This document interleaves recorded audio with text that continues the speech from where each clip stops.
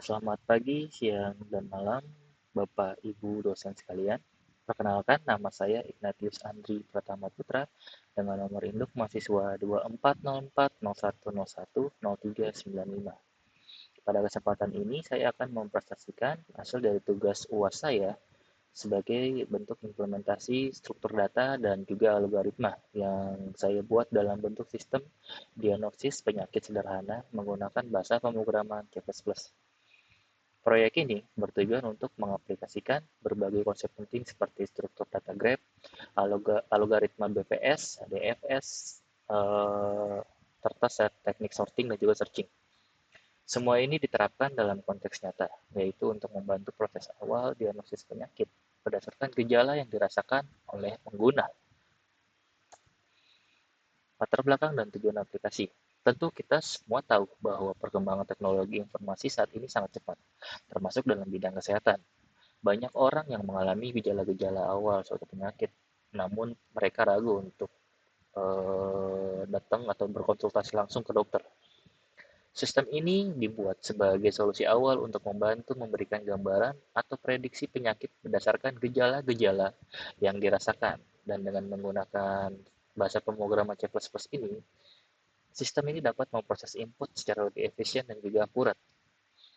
Tujuan utama dari proyek ini adalah untuk membuktikan bahwa struktur data dan algoritma yang kita pelajari dapat diterapkan pada kasus nyata, dan dalam hal ini saya menyusunnya menjadi data penyakit dan gejala dalam bentuk graph, serta BVS yang digunakan untuk mencocokkan gejala, DFS untuk menelusuri data, dan juga binary search serta sorting yang digunakan untuk memvalidasi dan pengurutan data.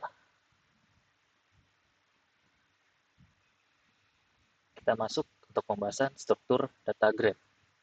Untuk struktur data utama yang digunakan di sini adalah graph dalam bentuk unordered map, seperti yang bisa dilihat di line ke-13 ini. Kita menyimpan nama penyakit sebagai key, dan setiap penyakit memiliki daftar gejala dalam bentuk vektor.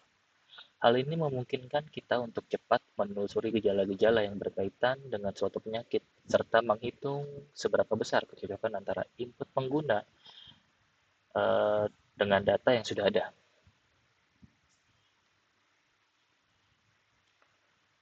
Lanjut di algoritma BVS.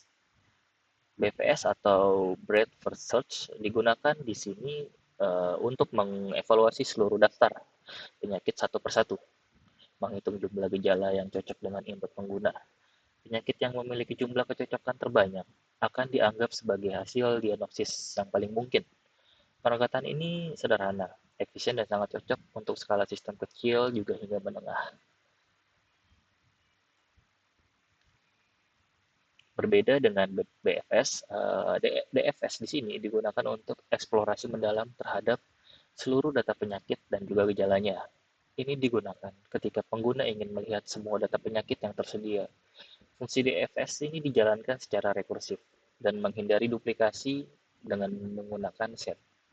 Ini menunjukkan fleksibilitas pendekatan dalam pemrosesan datanya. Untuk sorting dan searching, agar data tampak lebih rapi, semua nama penyakit akan diurutkan secara alfabetis menggunakan algoritma sorting. Sedangkan untuk memvalidasi input gejala dari pengguna, digunakan binary search karena lebih efisien daripada linear search. Teknik ini menunjukkan betapa pentingnya pemilihan algoritma yang tepat sesuai dengan kebutuhan. Baiklah, kita akan lanjutkan untuk alur program dan juga output programnya. Kita akan beralih ke codingannya.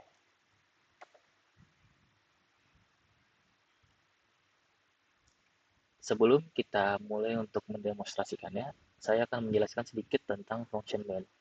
Function main ini sendiri adalah jantung dari program ini sendiri. Pertama, dia akan menampilkan daftar penyakit dan juga gejalanya, agar pengguna tahu referensi inputnya seperti apa. Setelah itu, pengguna akan diminta untuk memasukkan gejala, yang dimana minimal adalah 3 gejala, yang kemudian akan divalidasi menggunakan binary search di sini untuk memastikan bahwa input yang dimasukkan oleh pengguna itu adalah valid. Dan jika valid, maka akan diteruskan untuk diagnosis menggunakan BFS. Dan hasil diagnosisnya nanti itu akan ditampilkan dan pengguna akan diberikan opsi setelahnya. Nah, di sini nih, pengguna akan diberikan opsi untuk melihat detail dari penyakit lain yang menggunakan algoritma DFS. Setelah selesai, program akan ditutup dan algoritma itu memperlihatkan bagaimana semua fungsi ini sudah terintegrasi secara sistematis serta modular. Baiklah, kita akan lanjutkan untuk mendemokan aplikasi ini. Oke, seperti yang bisa dilihat, di daftar penyakit ini kita sudah menggunakan sorting, sehingga urutannya itu sudah sesuai.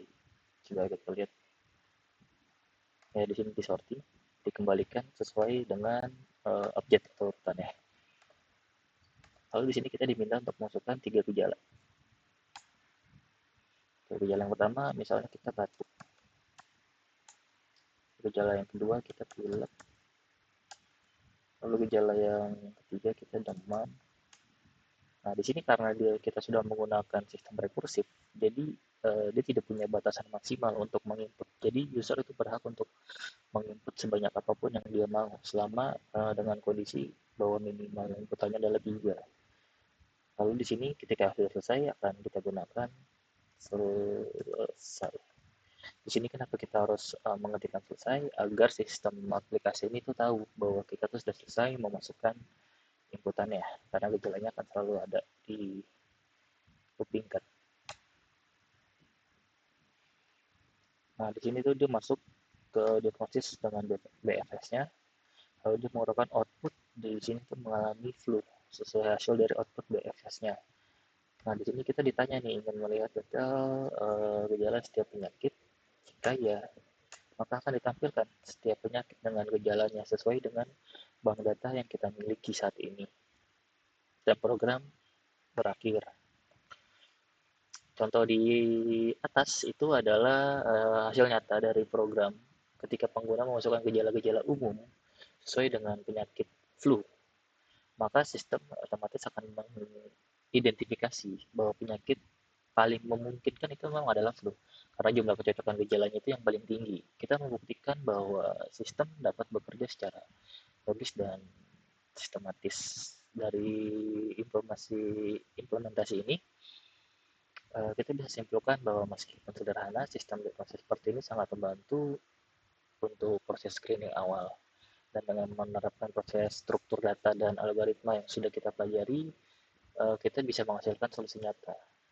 Kedepannya saya harap sistem ini bisa saya kembangkan lebih lanjut lagi, menjadi sistem yang lebih baik serta lebih banyak untuk bank datanya.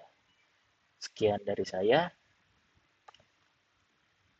terima kasih untuk waktunya.